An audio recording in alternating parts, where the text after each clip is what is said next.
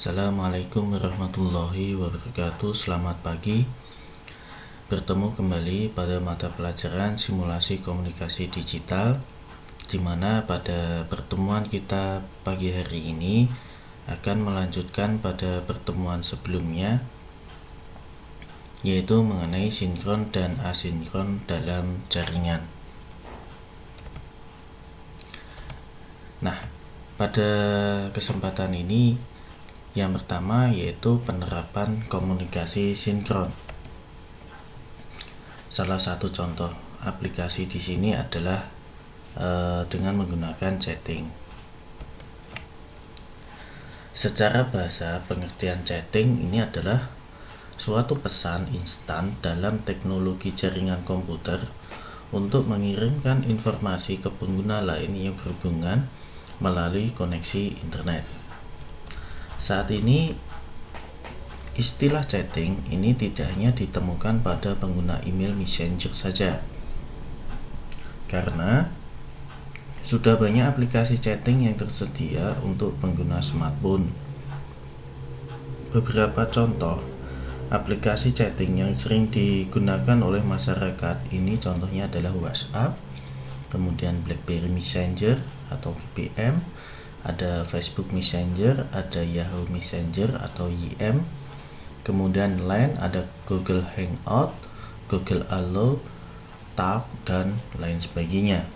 Nah, dari semua aplikasi tersebut ini memiliki tujuan yang sama, yaitu untuk saling berkomunikasi melalui media internet. Adapun fungsi daripada chatting, saat ini pengguna aplikasi chatting ini sudah sangat masif. Hampir semua orang menggunakan setidaknya salah satu aplikasi bertukar pesan. Nah, secara umum chatting ini memiliki beberapa fungsi, diantaranya sebagai sarana berkomunikasi yang paling mudah, cepat, dan efisien. Yang kedua, sebagai sarana untuk saling berkonsultasi lebih mudah. Yang ketiga, alat untuk menjalin hubungan dengan orang lain. Ini bisa digunakan untuk berkumpul pada suatu grup atau multiple chat.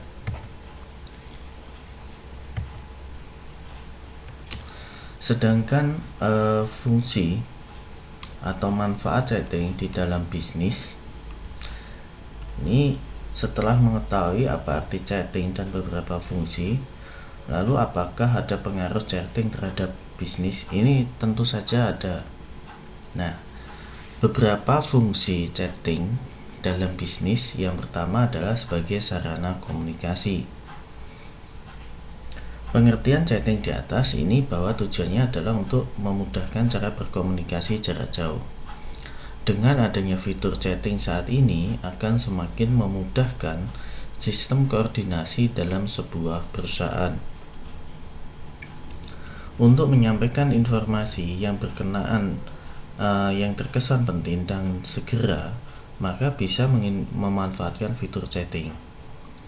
Dengan chatting juga bisa menyampaikan pesan atau informasi langsung ke beberapa orang seperti pada fitur grup chatting. Tentu hal ini sangat berdampak positif terhadap suatu bisnis. Kemudian fungsi yang kedua yaitu sebagai sumber informasi paling cepat. Chatting diklaim sebagai perantara penyampai informasi paling cepat untuk bertukar informasi. Ini Anda tidak perlu menemui orang yang bersangkutan atau menghabiskan pulsa dengan menelpon, karena bisa dilakukan hanya dengan chatting. Fungsi yang ketiga yaitu meningkatkan efisiensi waktu. Ini memang tidak bisa dipungkiri karena adanya fitur chatting saat ini sangat mempermudah pekerjaan kita. Untuk membuat janjian atau pertemuan mendadak ini tidak harus menggunakan surat secara resmi, karena saat ini sudah banyak yang melakukan undangan via chatting. Sehingga dengan chatting ini dapat menghemat waktu yang diperlukan untuk menyebar undangan. Yang keempat yaitu sebagai media untuk berkomunikasi dengan pelanggan. Chatting ini tidak hanya memudahkan komunikasi antar anggota perusahaan saja, namun juga bertujuan untuk memudahkan interaksi dengan pelanggan. Dengan chatting, maka Anda akan lebih mudah terhubung dengan pelanggan, misalnya untuk pemesanan produk, komplain, dan lain sebagainya. Fungsi yang kelima sebagai sarana pemasaran. Nah, di zaman yang serba saat ini, semuanya hampir mempunyai smartphone, Anda tidak perlu lagi mengeluarkan budget lebih untuk pemasaran atau promosi dengan mencetak brosur. Anda cukup membuat bahan promosi dalam bentuk digital dan kemudian melakukan penyebaran via chatting. Cara promosi ini sudah dianggap lumrah di kalangan pembisnis, terutama yang berbisnis secara online. Jadi ada 5 fungsi chatting dalam bisnis, yaitu sarana komunikasi, sumber informasi paling cepat, meningkatkan efisien waktu, media untuk berkomunikasi dengan pelanggan, dan sebagai sarana pemasaran. Berikutnya adalah dampak chatting pada masyarakat. Meskipun banyak hal yang positif dari chatting, namun dampak negatif ini juga patut diperhatikan. Salah satunya adalah kasus penipuan via chat yang kini sedang merajalela.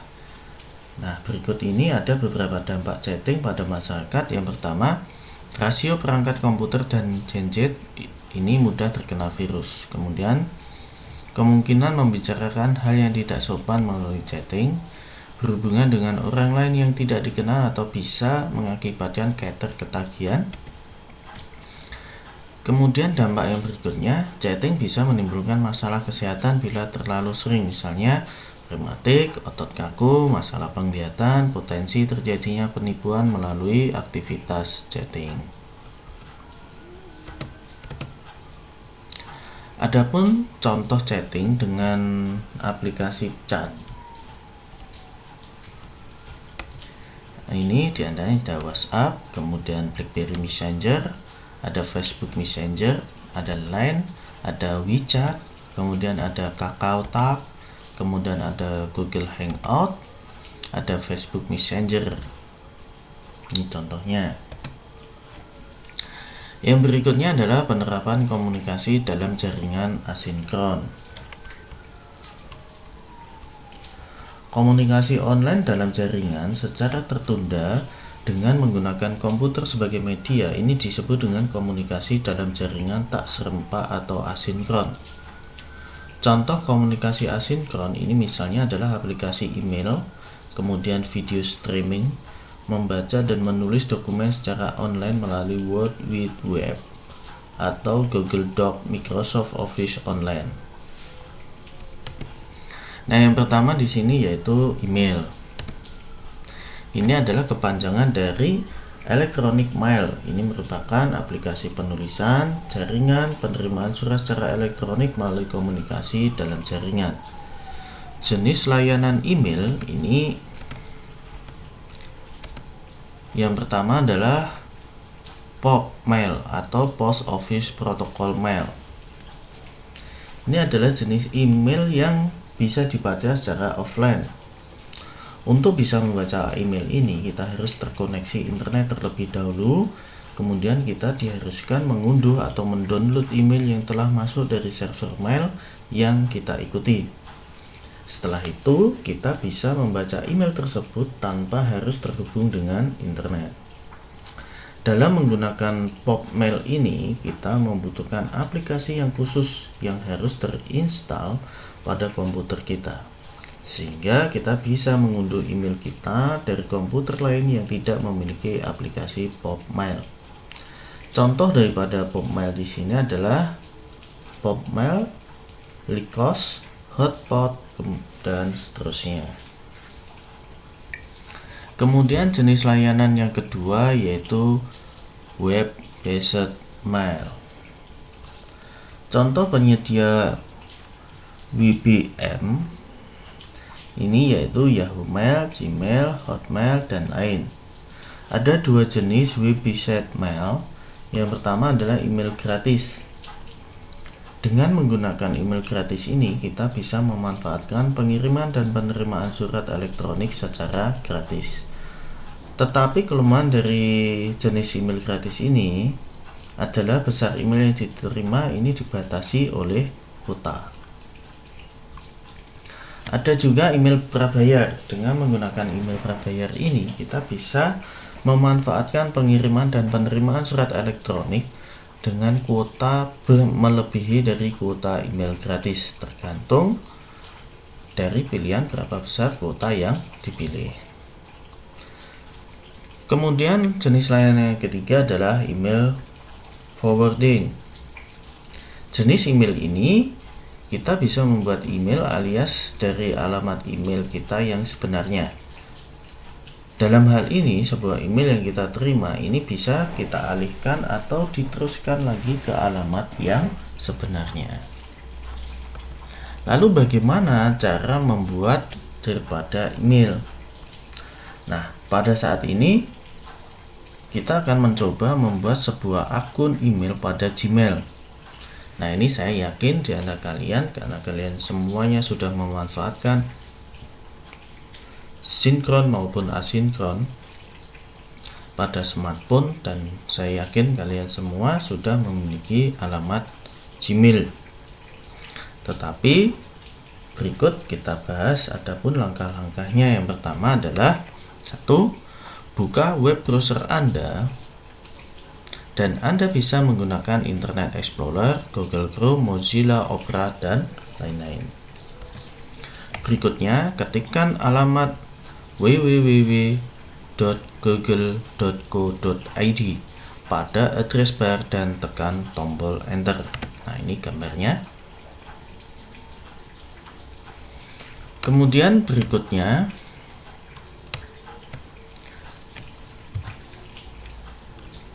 pada saat kita membuka itu nanti akan muncul halaman Google seperti pada gambar tersebut.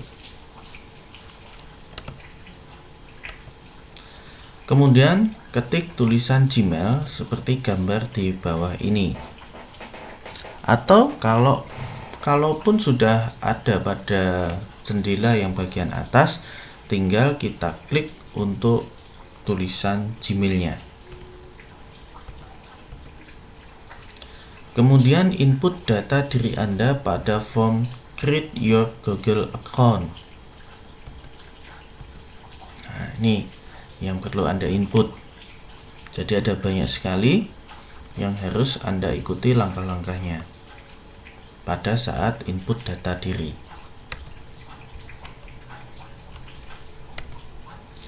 Kemudian jangan lupa centang kotak I agree to Google Terms of Service and Privacy Policy. Kemudian klik next step sehingga muncul jendela seperti di bawah ini. Nah, ini di sini kalian akan verifikasi akunnya.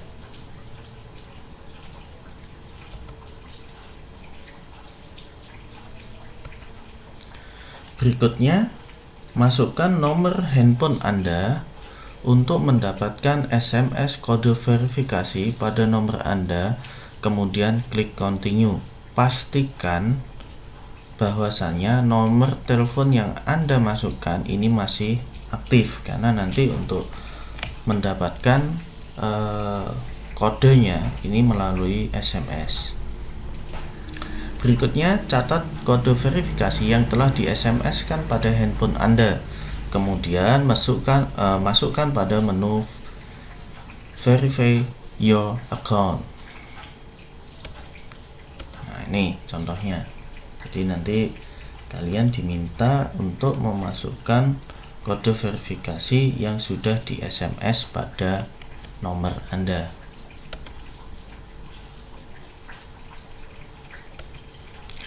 Berikutnya, klik continue untuk mengakhiri pembuatan email Anda. Nah, ini contohnya. Kemudian klik add a photo untuk menambahkan foto profil Anda. Kemudian pada menu upload foto, pilih select a photo from your computer. Di sini Anda bisa mengambil dari file yang file foto yang ada pada komputer Anda. Setelah itu tinggal kalian upload. Nah, ini pilih file foto dari komputer Anda, kemudian klik open. Nah, ini salah satu contohnya.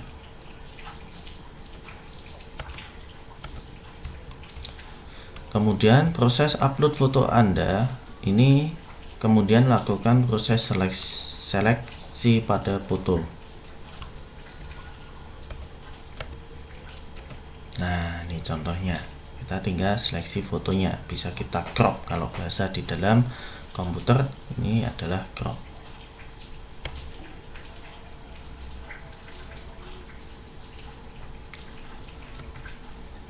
Yang berikutnya, klik set as profil foto untuk mengakhiri pemasangan foto profil Anda.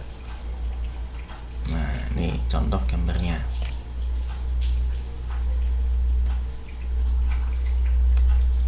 Berikutnya, klik next step, maka Anda akan menuju pada jendela welcome Natalie. Nah, Natalie di sini contohnya adalah contoh nama yang saya ambil untuk profil si pembuatnya.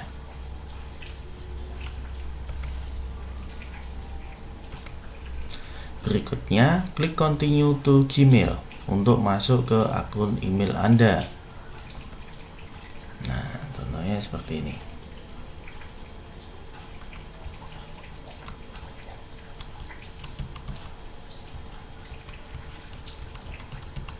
Nah, ini adalah langkah-langkah bagaimana kita membuat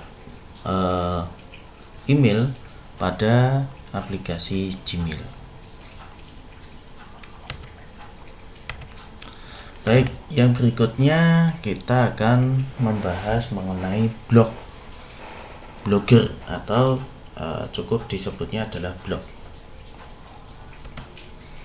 Blog ini adalah website yang mengandung konten personal dalam bentuk artikel, video, foto, dan link ke website lain yang disediakan oleh penulis blog. Dari sumber lain, blog didefinisikan sebagai website yang dikelola beberapa penulis dan berisi pengalaman pribadi, observasi, dan opini dari penulis. Seringkali blog dilengkapi gambar atau link ke website lain. Jadi, secara garis besar, blog ini adalah salah satu jenis website yang kontennya berisi pemikiran satu atau beberapa penulis dalam memiliki urutan posting secara kronologis dari konten terbaru ke konten yang terlama. Nah,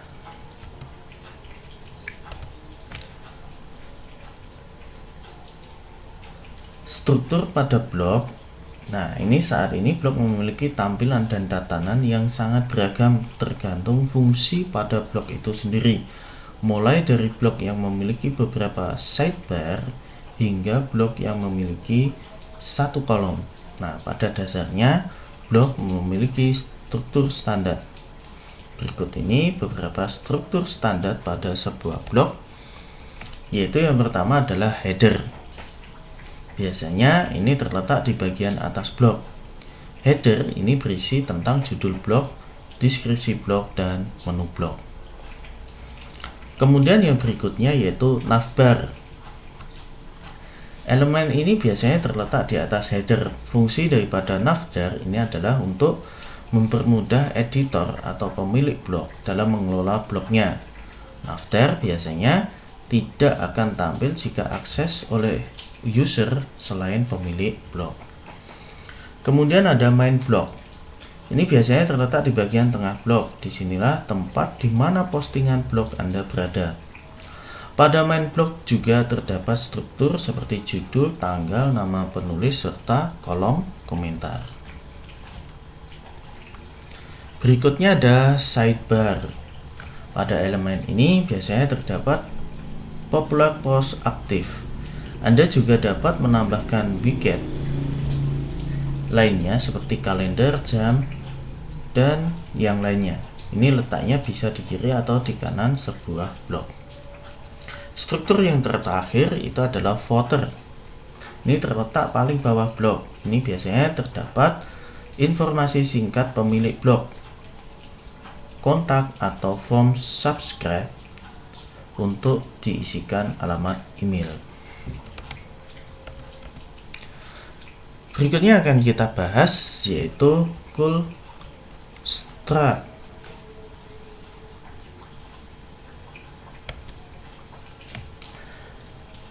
Sekarang ini bukan zamannya lagi mengandalkan harddisk atau flashdisk sebagai media penyimpanan data. Semenjak perkembangan internet semakin melesat, media penyimpanan kini menawarkan alternatif baru. Media penyimpanan CS ini berkaitan erat dan sangat mengandalkan jaringan internet. Sebagai media penyimpanan online, CoolStrike ini menawarkan berbagai kelebihan yang sangat menguntungkan Anda. Nah, CS ini adalah media penyimpanan file berbasis online atau digital yang mengandalkan koneksi internet untuk akses data. Ini adalah terobosan baru dalam dunia STRO atau penyimpanan data yang menonjolkan banyak kelebihan jika dibandingkan dengan media simpanan offline seperti harddisk dan flashdisk. Jadi, data yang disimpan ke dalam cold storage ini akan disimpan ke sejumlah server yang dikelola oleh pihak penyedia layanan atau bisa disebut dengan hosting. Penyimpanan dengan media ini lebih diminati karena dengan berbagai alasan. Anda tidak perlu khawatir dengan serangan virus atau kerusakan seperti yang bisa terjadi saat Anda menyimpan file melalui harddisk atau flashdisk. Selain itu, karena seluruh data disimpan dalam server, keamanan pun lebih terjamin dan tidak mungkin hilang. Karena data yang Anda simpan ini juga dapat diakses sewaktu-waktu. Jadi, layanan penyimpanan data menggunakan CS ini bisa Anda dapatkan secara gratis dengan kapasitas yang sudah ditentukan. Apabila menginginkan ruang penyimpanan yang lebih besar, ini Anda bisa menggunakan layanan yang berbayar sesuai dengan kebutuhan. Ini adalah apabila kita tergantung berapa besar yang akan kita simpan. Adapun cara kerja penyimpanan data melalui penyimpanan ini dapat dengan mengirimkan salinan ke penyedia layanan atau hosting lewat jaringan internet. Selanjutnya, server akan memberikan Anda akses untuk mendownload atau melakukan perubahan saat Anda ingin membuka data-data Anda tersebut. Nah, biasanya ini tidak hanya mengandalkan satu server saja. Sebagian besar aplikasi ini juga tidak perlu memerlukan instalasi karena sudah terpasang pada media internet. Biasanya adalah Google Drive. Anda hanya perlu menyiapkan koneksi internet dan membuat akun untuk bisa menggunakan Google Drive.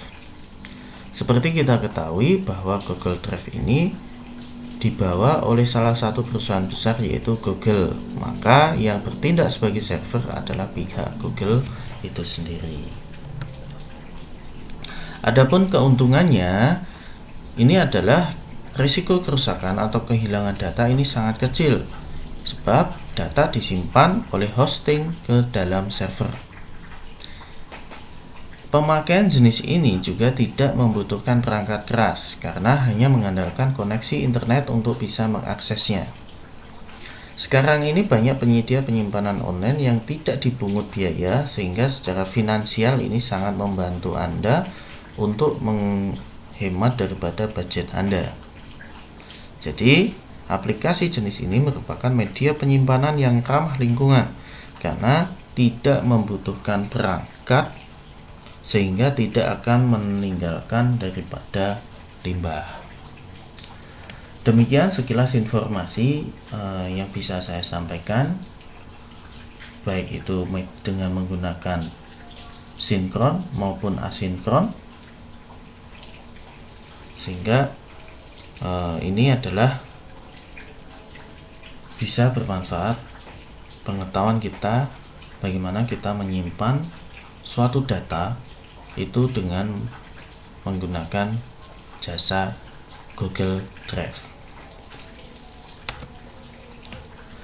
Baik, pertemuan pada pagi hari ini sampai di sini dulu. Sekali lagi jangan lupa selalu jaga kesehatan dan ingat, yaitu memakai masker, mencuci tangan dengan sabun atau hand sanitizer, menjaga jarak minimal 1,5 meter. Selalu patuhi protokol kesehatan. Kurang lebihnya minta maaf. Assalamualaikum warahmatullahi wabarakatuh. Selamat